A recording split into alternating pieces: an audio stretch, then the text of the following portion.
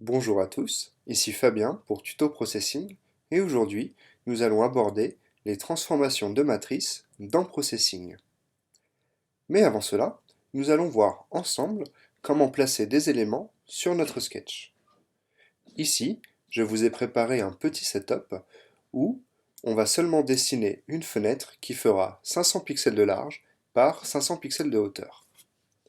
Quand je compile notre sketch, on se rend bien compte que, effectivement, c'est ce que j'obtiens.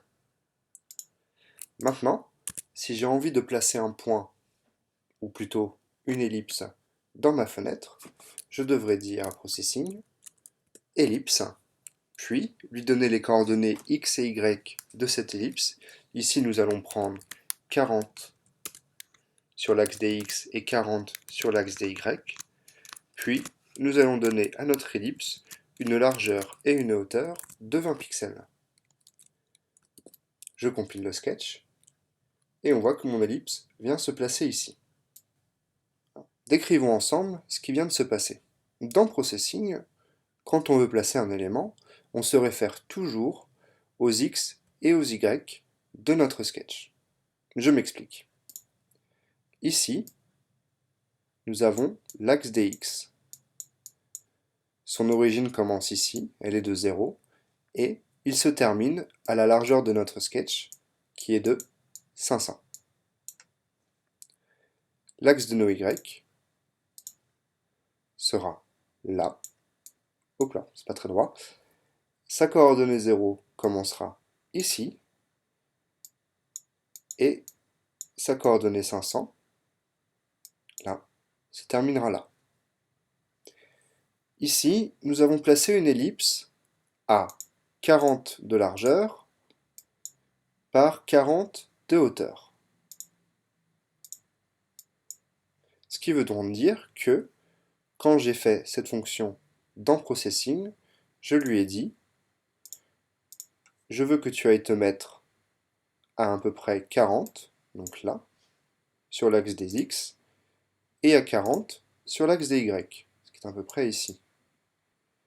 Et si on croise l'axe des x et l'axe des y, comme ceci, on va commencer par les y comme ça, et les x comme ça, on se rend compte que nos points, eh bien, 40 par 40.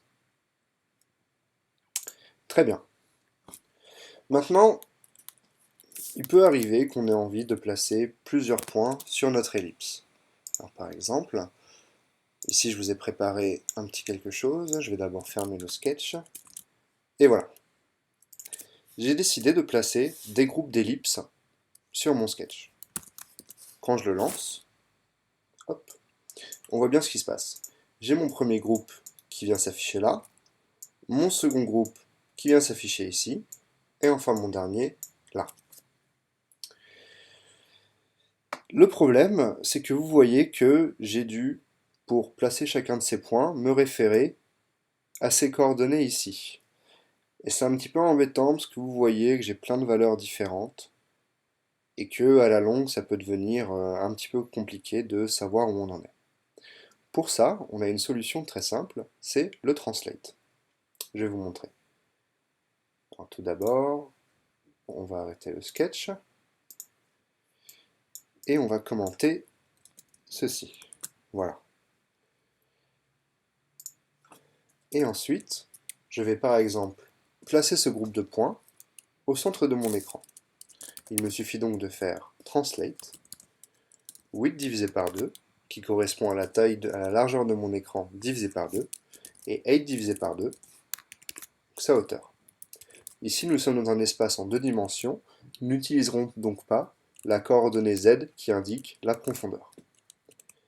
Quand je lance mon sketch, hop, on voit que notre groupe de points qui était originellement ici se trouve maintenant là. Pourquoi? En utilisant la fonction translate, j'ai dit à Processing, je veux que tu déplaces le sketch à ces coordonnées, puis que tu exécutes le reste des éléments. Ici, nos ellipses.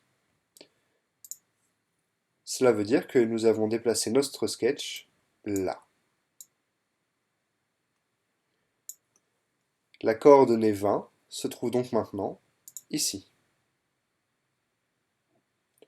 Si maintenant je décide de lancer mon sketch à nouveau en décommentant mes autres groupes d'ellipses, on voit bien que ça s'applique partout à tous les éléments du sketch. Donc ça c'est très bien, ça nous permet de pouvoir utiliser seulement les coordonnées 0, 0 et de ne pas se soucier où ça va être. On va juste se soucier ici de où commencera notre point et ensuite on dessine ce qu'on veut en prenant compte de ce nouveau point. Le problème, c'est que vous le voyez ici, tout s'adapte. Si j'ai envie de placer un groupe de points ici, je devrais là donner des valeurs négatives, ce qui est un peu embêtant. De plus, on en revient à notre problème de base qui est, je dois encore une fois donner des valeurs différentes pour chacun de mes groupes de points. Et ça, c'est pas toujours pratique. La solution à ça, c'est d'utiliser les fonctions pushMatrix et popMatrix. Je m'explique. Je vais commenter ce groupe d'ellipses et laisser celui-là exprès là où il est. Je vais ensuite faire un pushMatrix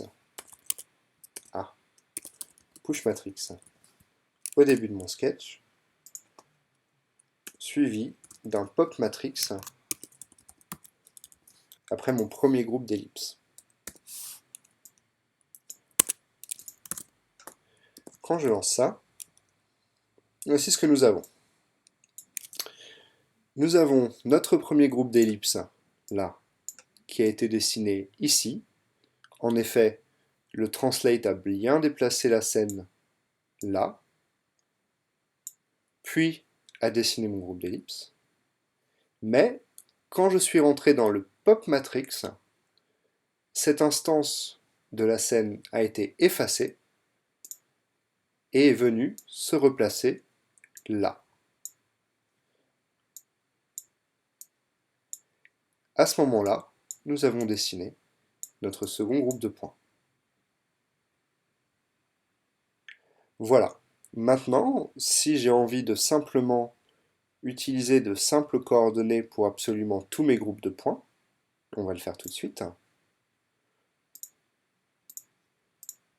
Hop, je vais effacer tout ça et je vais dupliquer cette ligne. Sauf que maintenant, je vais refaire un pushMatrix et un popMatrix autour.